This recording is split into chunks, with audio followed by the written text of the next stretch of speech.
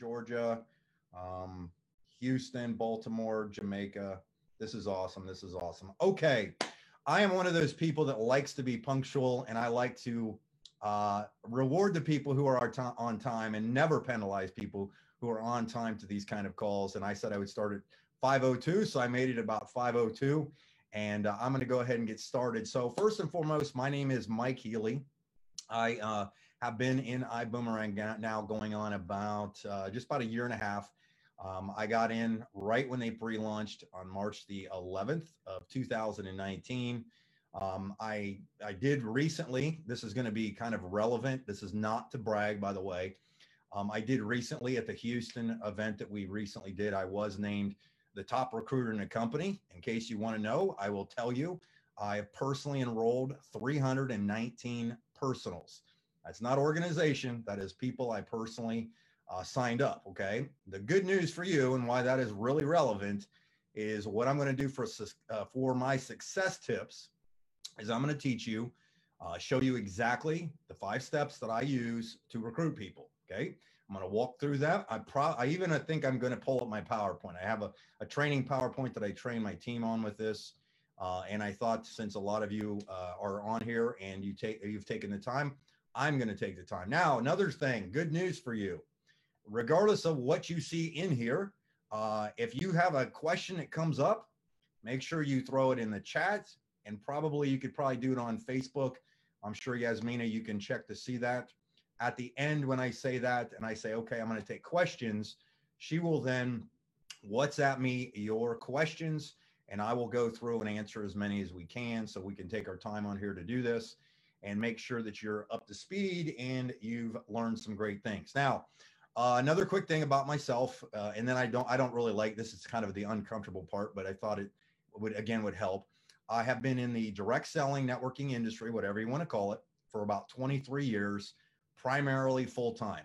Previous to that, I was a broke bartender and bouncer. Okay. Somebody approached me with a home business. I thought, hey, if I can make a few $100s on the side without having to get a second job, that'd be awesome. Little did I know that it was going to be a career choice. It wasn't actually a choice. It was something that I became very, very aware of, a different way of thinking. I started to think outside the box. I started to actually dream for the first time that I could have a life where I called my own shots, controlled my destiny. And that's pretty much what happened. I've raised 3 kids on it. My wife, Stacy, and I have been married now for going on, I think we just had our 24-year anniversary. And we have basically spent almost every single day of our lives together. And most importantly, because of the income that we've created, and more importantly, the lifestyle that networking has provided, it's been amazing. During that period, I have learned a lot of things to do wrong, and I have learned a lot of things to do right. So show of hands on how many people are in that category, right? Now, regardless of whether you're a brand new person in networking, and this is the first time you've ever, put your toe in the water or jumped in with your little floaties, I'm going to make sure that I give you some easy things to understand. That more importantly, these are tried and true principles that have never failed, regardless of old school ways of networking, regardless of internet marketing superstardom. Okay.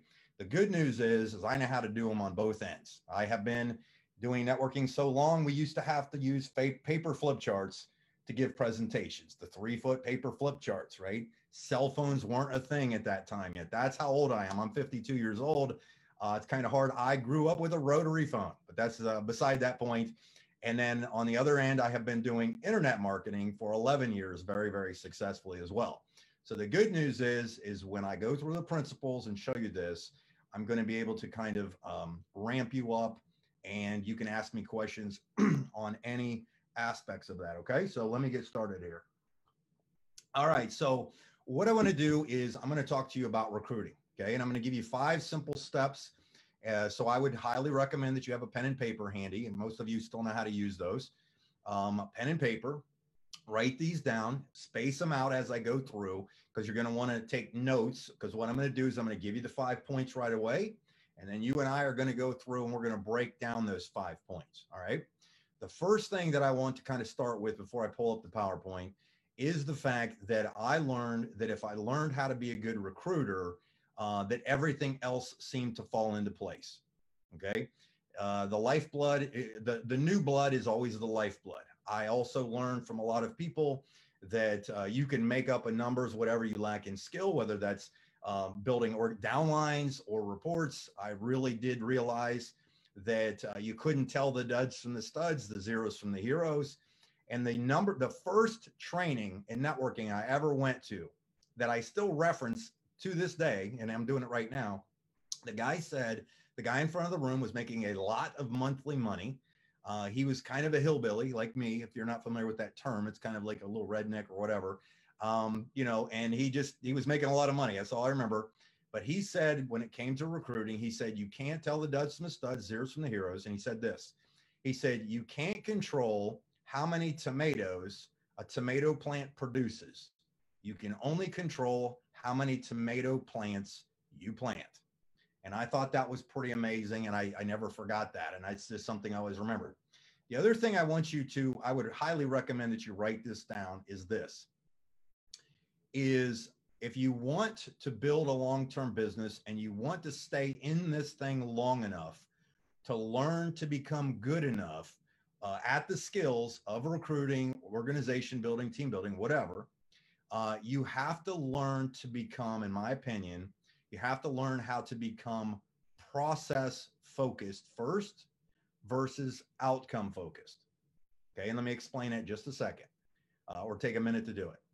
Most people, when they're going out to recruit or they're talking to people, they think of the outcome. I have to enroll this person. I have to enroll this person. And if the person doesn't join, they think they made a bad decision or something like this, right? Okay. The key here, though, is simply this, is I learned to focus only on what I could control, not what I couldn't control. You cannot control whether somebody says yes or no. You cannot control that, so stop trying. What you can control is learning how to be skillful enough to introduce somebody to something that makes sense. Very simple, right? This is what I had to learn how to master. If you learn how to master these simple communication skills, these 5 points I'm going to cover, I'm going to get to it, then you're going to it's going to make your business much easier to do. Okay. The other thing is I'm also going to just kind of give you the bullet points on each step of the way, and they have worked. Now, understand, in my career of 23 years, I have recruited personally over 2,000 directs. That's personally sponsored. Okay. In iBuumerang, I mentioned this earlier. So if you're a late jump, you jumped on late. I personally enrolled 319, over 100, almost 106. I think it's 158 of those came in at first class. Okay. And I didn't do anything necessarily that you couldn't do. Okay. I'm not saying you're going to be able to recruit that many people, but if you learn the process and become process focused, outcomes are easy to obtain. If you know that if you swing the bat, eventually you get good at it. If somebody shows you a little bit of gives you some tips on how to swing it properly, right? But if you swing the bat enough times, eventually you get hits.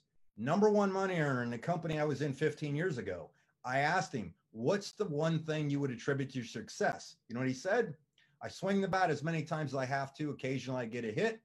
Every once in a while I hit one out of the park. And he walked off. That was it. That's literally like the only conversation I ever had with that guy 15 years ago. So what I'm going to do is I'm going to show my screen real quick, and we're going to go on here, and let me play this real quick. Make sure it's up on my computer. That's me and my lovely wife, Stacy, at the event, getting our Emerald Award. So that was kind of awesome.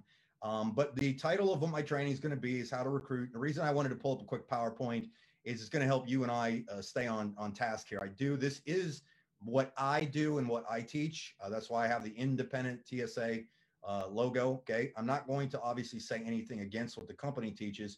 In fact, I'm going to edify the process that more than likely you have heard from multiple people in your upline or the people that are actually doing this thing. Okay. These are just things that I've used. Now, my 5 steps consist of this. And like I said, we're going to break them down. So if you write these down, give yourself some space to write underneath of each one, or even create a separate page. So the first one is prospect. Second one is contact. Third one is present, then follow up, then repeat. Okay.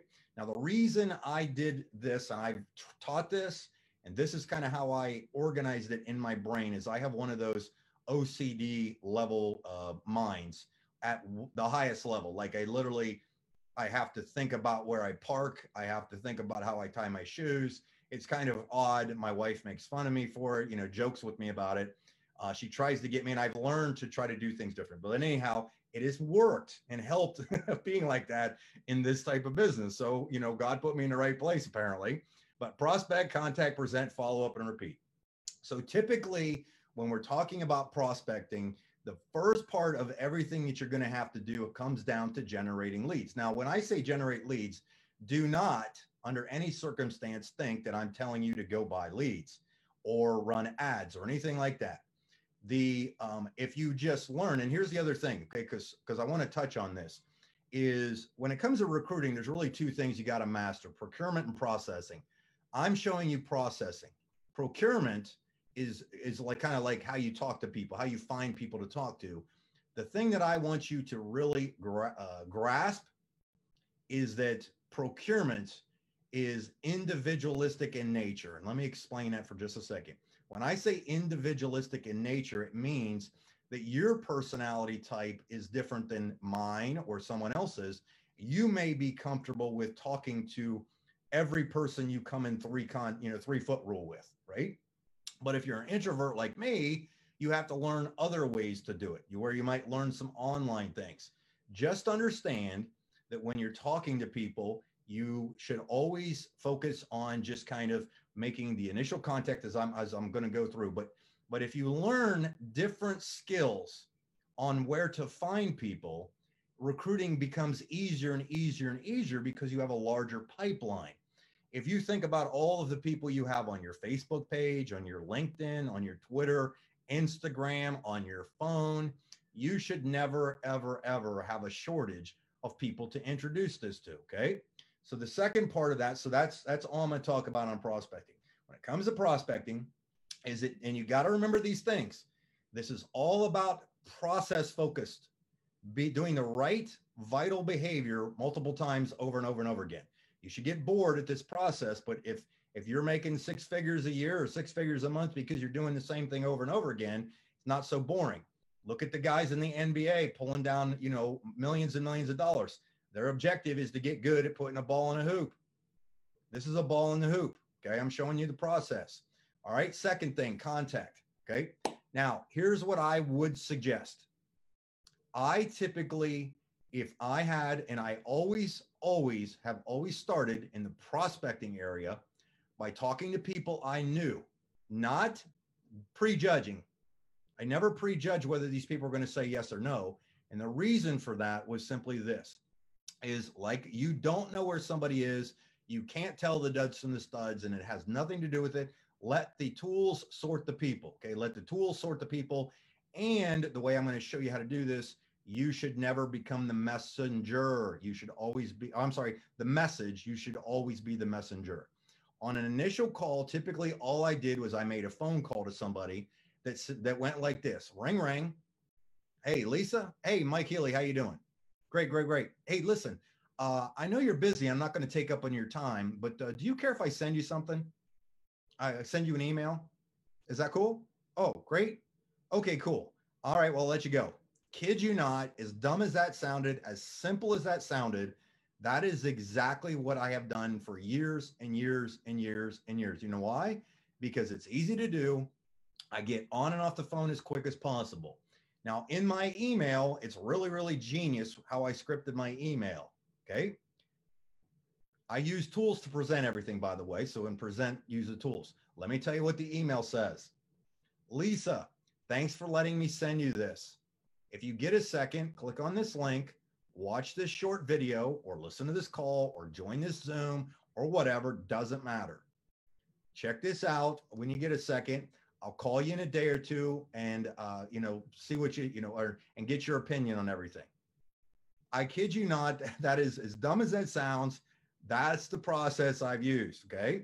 Now follow up. When I call Lisa back up, literally all I do is I say, hey, Lisa, right? The phone would ring again and go ring, ring. Hey, Lisa. Hey, Mike Healy, how you doing? Now, here's a tip before I keep going with my call on Lisa. Lisa always will answer her phone if I took the first initial phone call and I kept it to less than 20 seconds by trying to just get my foot in the door. And I use the presentation to get somebody to just take a listen to this, right? Okay. So when the phone rings and I'm following up with her, I then say, okay, Lisa, great. Hey, listen, is now a good time? I always ask that. Is now a good time to talk? She says yes. I say, great. Did you get the email? If she says yes, awesome. Did you have a chance to watch the video? Yes, great. What did you like best? And I literally take the time and listen to what she wants to talk about. Okay. I ask her questions and then repeat last step. And I'm gonna pull off the PowerPoint and I'm gonna go face to face with you. Okay. The other thing with the repeat is all you should do is repeat steps 1 through 4 as many times and as fast as you can. All right. So I just wanted to give you, kind of keep you online. So you had some visuals here. And let me go off of here, make sure I'm face to face. I should be. Let me just double check that I went off of here on Facebook real quick. I think I did. Let me just double check. Yep, there we go. Okay. So here's what I typically did entire time. Okay. And this is what I do is I'm process focused, not outcome focused, first and foremost. Okay. That will save you a lot of headache. I focus only on what I can control, not what I can't control. I learned first and foremost that in most cases, because you got to remember when I started, and most people, when they start a business, you have typically no credibility or influence. What I see the biggest mistakes are in recruiting is typically as soon as someone asks a question, a prospect asks a question, the problem is that if they ask the question, the person on the other end that has no business background, who just got in, begins to start spewing information. Okay, this can hurt you a little bit, but I'm going to give you a tip.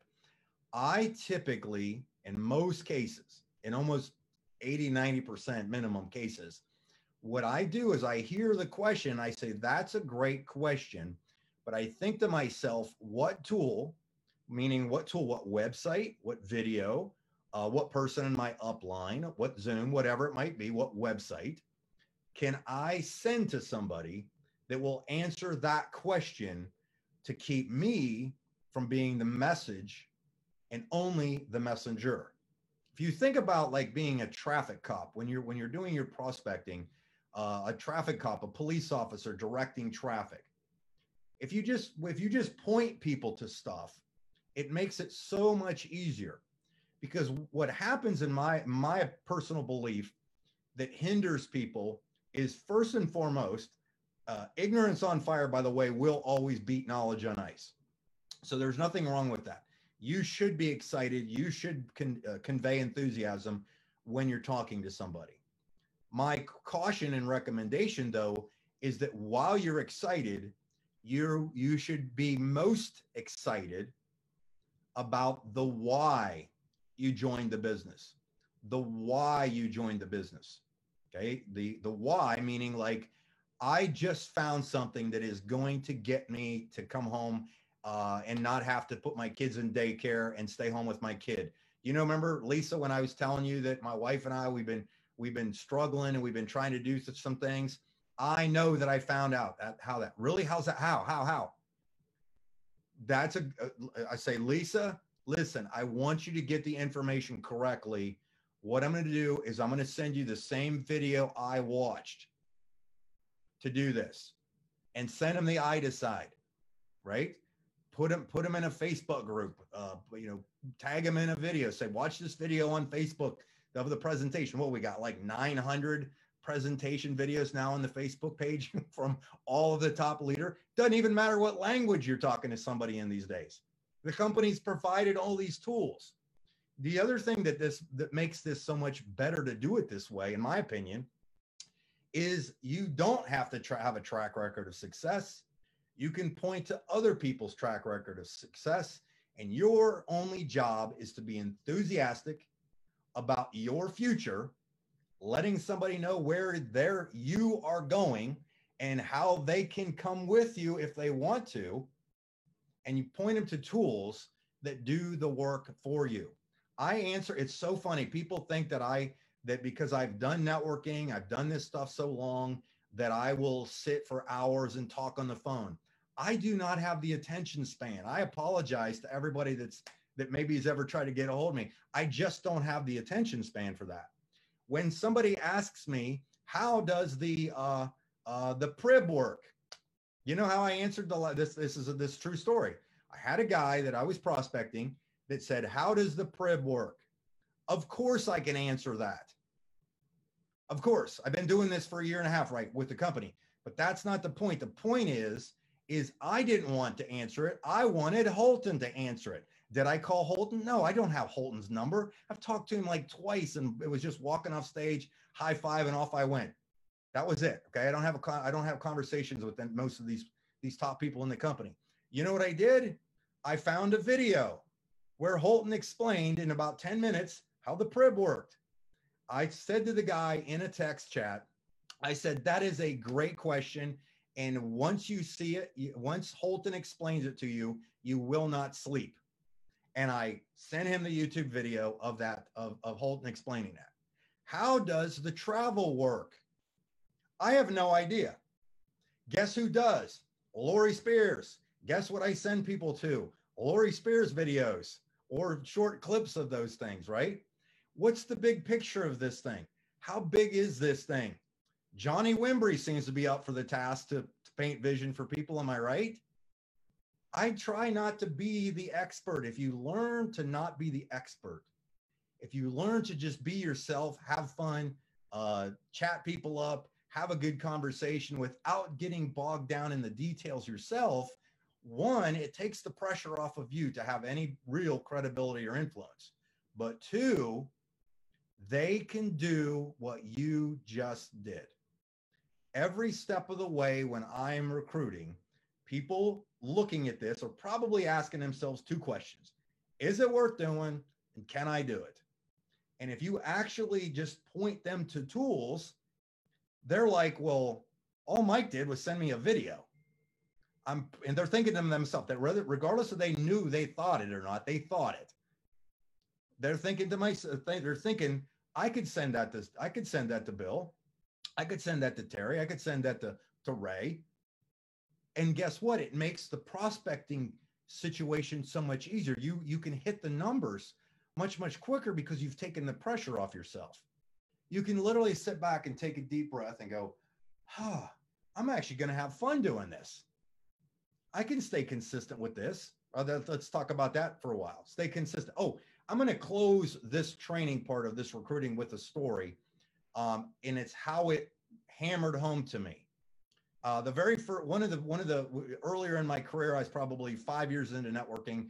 I went to one of those guru trainings and stuff like that. It was a good one. About 200 people in the room, and this guy said, "Hey, when you come back from the break, I want everybody to bring a $1 bill. I want everybody to bring a $1 bill with them after break." So everybody goes for their little break. We come back 10 minutes later, and he sits there. So everybody there. So it's a room full of 200 people. And he says, I'm going to teach you exactly how network marketing works. And if you truly grasp this, you will make more money than you can possibly think of. And I'm like, man, I have got to hear this one. This is what I've been waiting for. This is why I bought the ticket, right? And he said, okay, here's what I'm going to tell you to do. We're going to give you some rules. We're going to play a game. The game is simply this.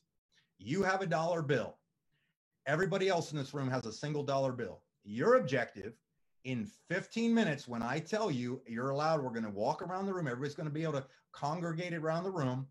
In 15 minutes, you are going to have to go ask somebody in the room to give you their $1. Okay. And everybody's like, well, what do I say? Nope. I'm not telling you what it is. This is what the speaker said. I'm not telling you what it is. You have to be creative enough to come up with the idea to get someone to give you their $1. Okay.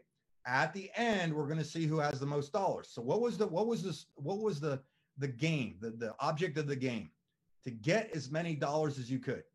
So he goes, I'm going to give you 2 minutes to come up with what to say. And everybody's like, oh my gosh. So I'm thinking to myself, okay, it's just a numbers game. It's just a numbers game. It's just a numbers game. If I get more numbers. So this is me cranking it out in my head, thinking this through, right? So I came up with this. My question was, and I still remember the question. If you give me your dollar, okay, so I would walk up to somebody when he said go. This was my question. Hey, if you give me your dollar, I'll tell you everything you need to know to be a millionaire in the next 12 months. And they would hand me their dollar, and I would take the dollar, and off I went. Okay, and they would stand there and go like this, and off I went, because that wasn't the game. Okay, and I'm not trying to be goofy here, but just understand the principle of what I'm about to tell you with the story, because it changed my life. It changed my life. Okay, what happened was I went to the next person. I asked the same question, and people just kept handing me dollars. Because the objective was to swing the bat as many times as I could, to ask the question as many times as I could, as fast as I could in a 15-minute period. Okay. End of 15 minutes. The speaker says, all right, everybody have a seat. We're all done. Da, da, da, da. Everybody, the buzz is in the room. Everybody's laughing. He said, how many people here lost their dollar? 80% of the people in the room lost their dollar and didn't have a dollar. And he went on to explain that when those people stood there, he said, some of you I watched ask somebody a question and spend 5 minutes trying to get that person to give you their dollar. Where I watched some of you that gave your dollar, and then when you asked somebody for a dollar because you'd lost yours, and the first person said no, I watched some of you leave the room and go to the bathroom. Watched some of you just sit down. I watched some of you just start playing, going out in the hallway. He said, but some of you I watched that worked the numbers that they went through faster, faster, and faster, as fast as they could, saying less to more people, saying less to more people, saying less to more people, and they put money in their pocket. 80% of the room had no money. Some of them only had their dollar left, and they thought they were going to celebrate. And he said, sit down. Guess who happened to be the number one dollar getter in that room that day? This guy right here. That would have made me think I was 29 years old when I did that contest. And I didn't even really know how big and how significant it was, in the fact that I went through more people quicker. I said less to more people. I said less to more people. I said less to more people. And I let the tools sift through the people that this was the right thing for them at the right time. Okay. Now understand, if someone says no today, I don't badger and beg them. And this is not part of the killer bees, but I will keep them on my list. And I even keep the door open to say, hey, no problem. Now's not a good time for you. I totally understand. Maybe if you don't mind, I'll call you in a month or two. Is that cool? Give you an update? Absolutely. Never had anybody say no that I couldn't call and give them an update. And there are people in our company, in iBuumerang, that I have followed up that said no today, no day one, 6 months later said yes when I did it. I'll give you a perfect example. Tony, if you're watching this, I'm going to use you as an example. My friend Tony, he and I have been done multiple networking businesses together. He's a great guy. I wanted him in my business because he's quality. Okay, I know he's a quality guy. He's got quality work ethic and all that. That's one of those guys you want. But he said no. He said no. He said no. He said no. Not that I beat him up or anything. And I knew he was doing something else. But here's what I kept thinking. What is his hot button? What did we had conversations about? And he was thinking about, his hot button was leadership. I remember that from a conversation, from multiple conversations and knowing, was leadership. And so what I did then is, after the convention, we have that whole, keynote speech that Holton did, right? Where Holton laid out the entire plan. So I sent him a Facebook message that said, hey, Tony, I know you're into leadership. I know this is not the company you are looking for, but you will be blown away at the leadership tips in this video. And I sent it to him. Next day, calls me, says, sign me up. That was it. Did I say anything? Was I the message? Even though I was already the top recruiter, already earned ring, that kind of thing, it wasn't going to work. Didn't matter what I was all about me. It was I had to point him to a tool that did the work for him. I said, less the more people. Anyhow, I know I'm only supposed to go like 15, 20 minutes on this recruiting, but this is kind of my hot button. This is kind of what I like. Okay, I think Yasmin, I think I'm ready for some questions. Otherwise, I'm going to keep going. Great questions. So I see that I am on Facebook. So I'm going to jump off of Facebook. I am going to go to this, and I don't have my glasses, but I can still see this.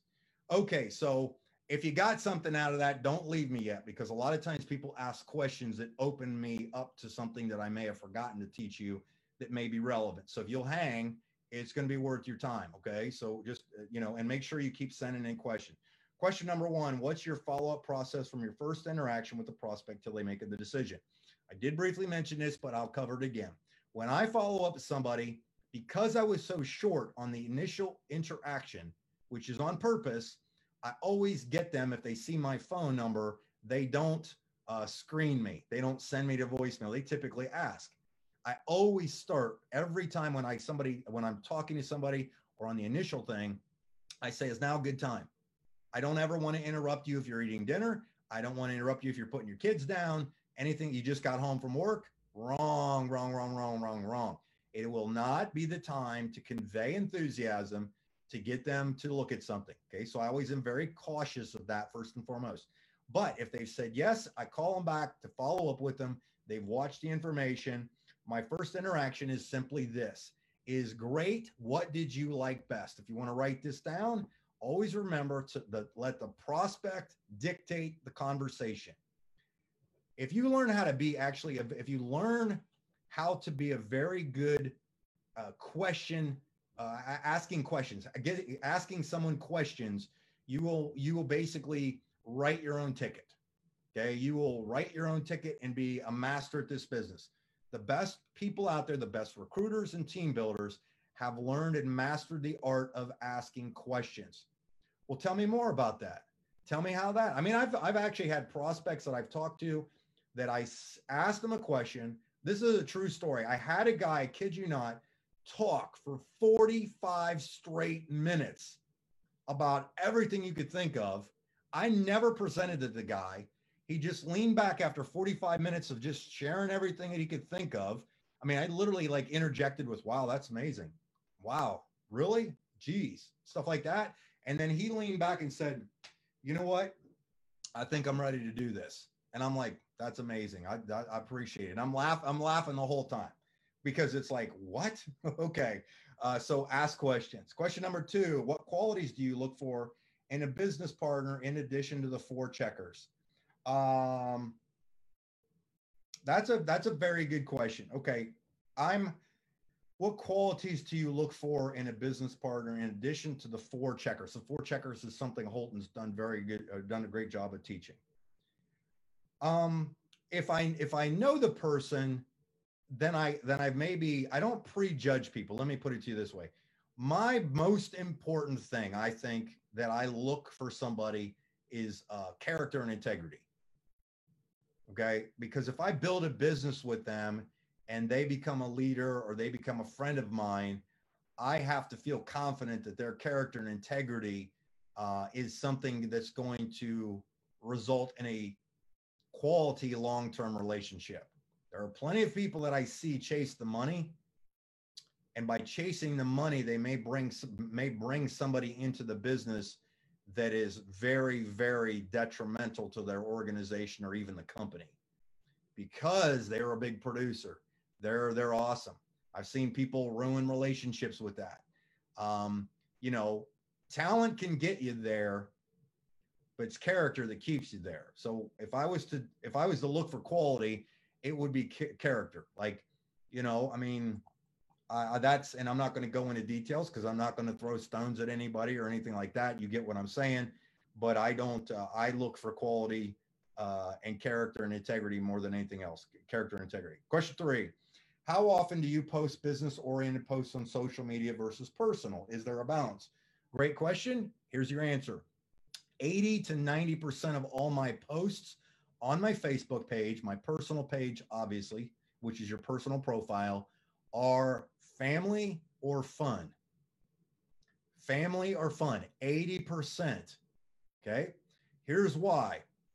Most people, and here's the thing, back to the question I just said, character and integrity.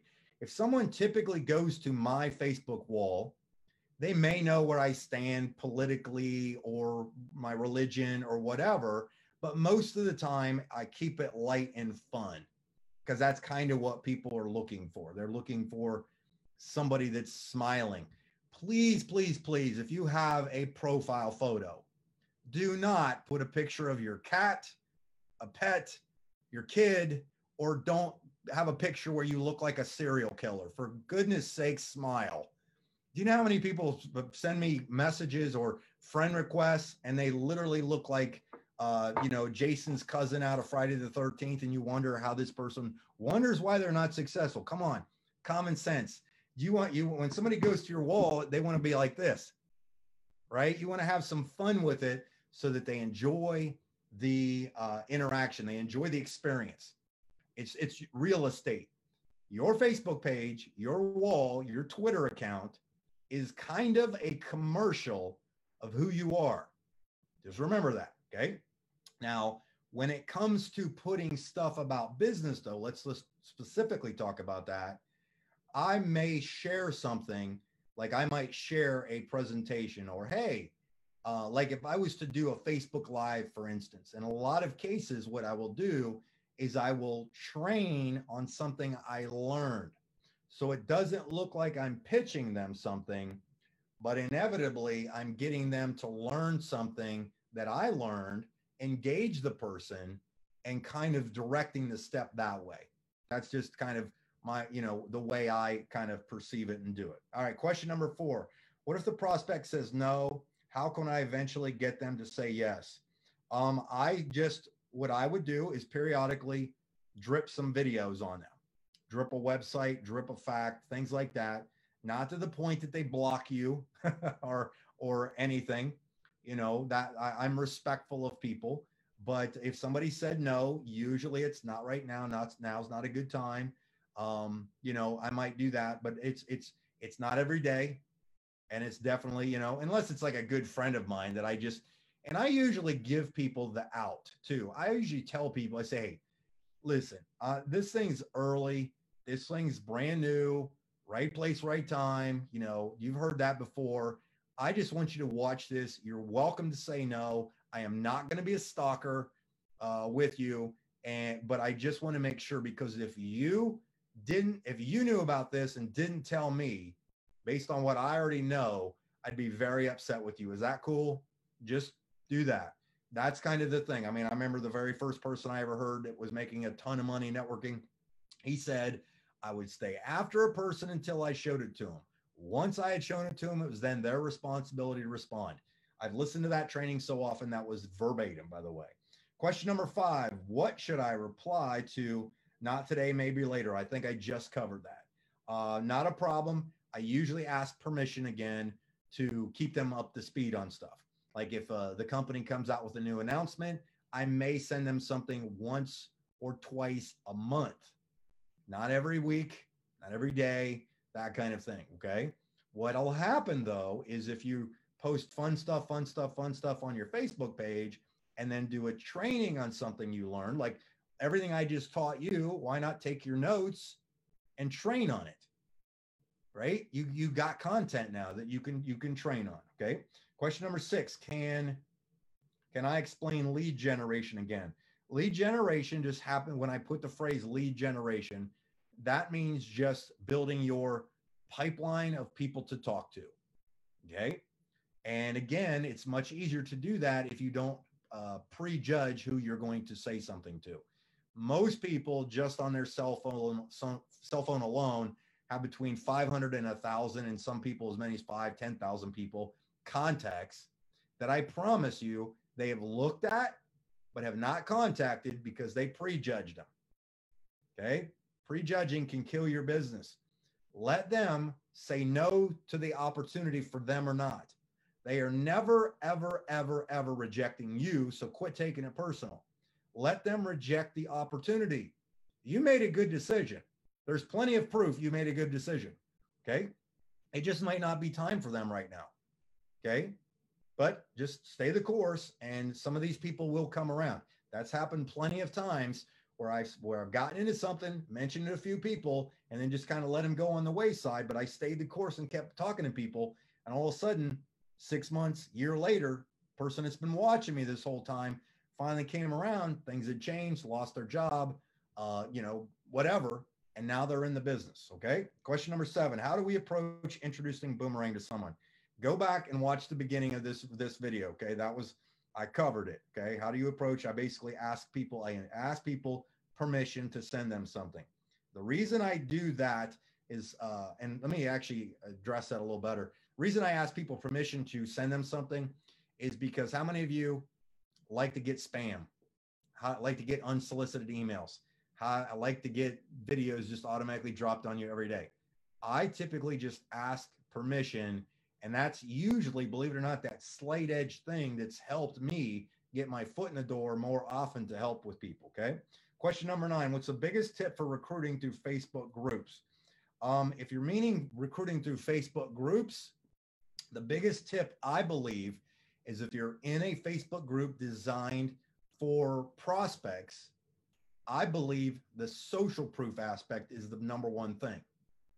The social proof.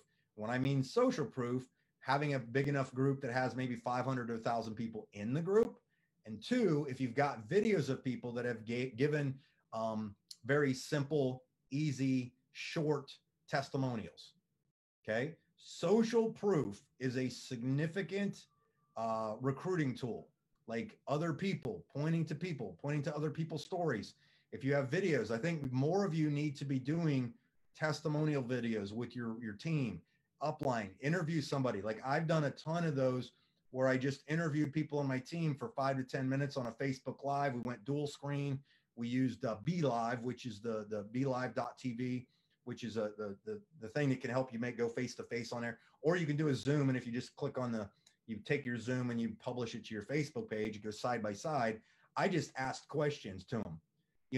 Hey, Mick, I'm really excited to have you on here. Listen, I just wanted you to explain, first off, why you got into business. What have you seen? What's your prediction for where you're going to be in the future? Not projecting where they're going to be, where you're going to be. Give me some quick tips. What did you do? That kind of thing.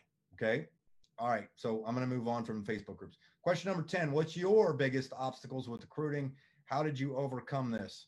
My biggest obstacle was way back when I tried to be somebody I was not. When I first joined, I thought that I had to be super professional. I thought that I had to sound professional.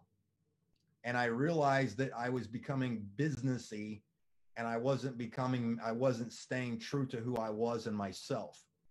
Okay. God created you to be you, so don't change it. Okay. And there's a reason that you get along with certain people and other people don't, that kind of thing. Okay. Be your own unique self. So what I learned how to do was I learned that I had a fairly fun personality, that I didn't take stuff so serious, and I joked around most of the time. Meaning that whenever I have conversations with people, I typically keep it light, to the point, that they always have a good experience with me with whatever I'm doing. So if we're having a conversation, they're having a good experience with that. It's light. It's wow, that's awesome. Just whatever. They might come up with something and I make a joke about it. Okay. I learned that once I stayed myself, like I'll give you another example, but a bigger example. When I used to do, I will do these again as soon as we're allowed to do hotel meetings again. But when I first had to learn how to speak in front of people, I was petrified to give a live presentation, but I knew that the person in front of the room usually was making the most money. So I knew that eventually I had to get up in front of it. I used to practice my presentations in a spare bedroom with an ironing board. I would put a camera on an ironing board, big VHS camera, and I would stand in front of the room. I put a couple of folding chairs in there, and I acted like the room was full, and I would talk, and then I would watch the video. This is a true story. But what I realized, that when I was being professional, it wasn't coming off, and I was very, very uptight and tense about it. So what I learned how to do was this. I would stand in front of the room, and let me see if I can remember the phrase correctly, but I would usually say, hey, listen, I want to thank everybody for coming. First and foremost, I am not a professional speaker. I don't even get paid to be one. So if this presentation goes great, I'm really excited. If it doesn't, I apologize now, but we're going to have fun either way. Is that cool? And everybody would laugh. Everybody in the room would laugh. And by doing that, it lightened up the tension that I may have already, the apprehension. And I told them it might not be a good presentation.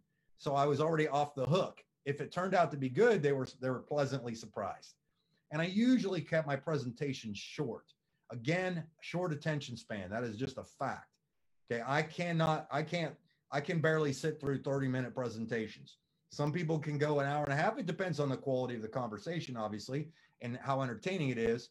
But that's kind of the one thing that I typically do is I keep it short and to the point. All right, last question I got on here. If there's more, send them in here. Question number 11, what tools do you use when you send a prospect an email? I typically send them a video presentation. Okay, there's lots of good ones on YouTube, that kind of thing. You may like one over the another, or you can also, whether you know it or not, you can go find any Facebook Live video, and just if you click on the video and right click, you can copy the URL so you can actually send it, or you can share it, send it in a message. So I would just go through and find a presentation maybe that you like, that you think does the best job. Because here's the important point. The important point is for you to, with excitement, go over the tool of what you're sharing. You should learn to edify the tool more than anything else. That's what I learned how to do, is become a master promoter of tools and systems.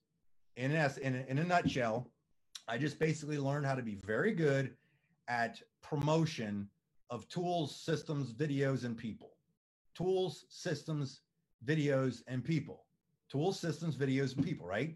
And basically, if you do that, it'll allow you to really put the emphasis on the why and what and not explaining the information, but the excitement and enthusiasm of what they will become, or what they potentially, their outcome of listening to that could be for them in their future by doing that. Okay. So those are some good things. So anyhow, I went 50 minutes. I think I'm allowed to go that long. I know that they have other calls coming up and stuff like that, so I don't want to monopolize the Zoom. But did you get something out of this? Was this worth your time? And I know I kept the majority of you guys on here the whole time, so that's fantastic. If you don't mind, give me some hearts, some comments, some love. What is the best advice for getting you first two for your binary? That was everything I covered. All right. Yes. Thank you. Thank you, Mike. This was awesome. Thank you, Sharon. I appreciate that. Thank you so much. Awesome. Perfect. Good evening. Excellent. All right. Yeah, look at all those. Keep them coming, people. Keep them coming. Fire them up. That's kind of cool to see that, right? Kind of see, get your emojis going. I'll show you the emojis. I'll let you see your emojis. You can see your emojis. There's your questions too. Definitely worth it. Thank you, Ramon. Thank you, Mike. This was awesome. Awesome. Oh, somebody sent 50 stars. Fantastic. All right, I'll be done being a goof now. So here's what I tell you is learn to become brilliant in the basics. Focus on what you can control, not what you can't. Become process focused versus outcome focused. And I believe everything will work out for you. And stay plugged in to what the company's doing. Okay, you got some of the top professionals in the industry of all time, out of the hundreds of thousands, millions of people that ever joined. We have the number one, by the way, running the thing. Okay, they're going to teach you some stuff, or you're going to learn some stuff that if you stay the course, you have a realistic expectation. This is something long-term. So you're going to have to go through some stuff to get to. It's going to work out on your behalf. So all that being said, my name is Mike Healy. I appreciate everything. And if you'll do today what others won't, you will live tomorrow like others can't. So everybody have a great one, and we will see you at the top. Thanks.